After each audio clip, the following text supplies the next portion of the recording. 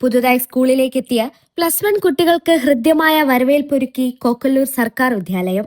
GHSS Kokkallur +1 വരവേൽപ്പ് 2026 ഇന്ന് രേഖപ്പെടുത്തിയ പ്ലക്കാർഡുകൾ +2 കുട്ടികൾ +1 കുട്ടികൾക്ക് കൈമാറിക്കൊണ്ട് വരവേൽപ്പ് പരിപാടി ആരംഭിച്ചു.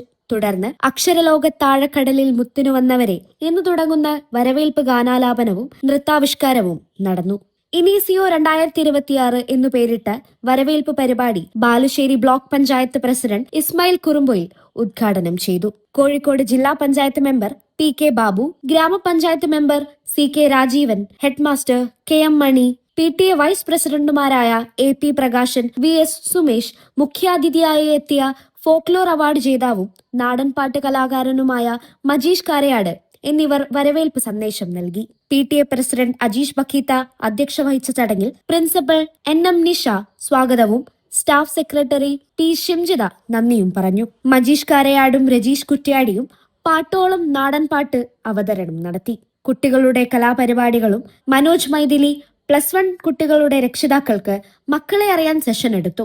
ഹയർ സെക്കൻഡറി വിഭാഗം സ്കൗട്ട് ട്രൂപ്പ് ലഹരിക്കെതിരെ അണിചേരാം എന്ന പേരിലും NSS യൂണിറ്റ് അരുത് ലഹരി എന്ന പേരിലും തൂഫാൻ പദ്ധതിയുടെ ഭാഗമായി ലഹരി വിരുദ്ധ ബോധവൽക്കരണ ഡിസ്പ്ലേയും ഒരുക്കി.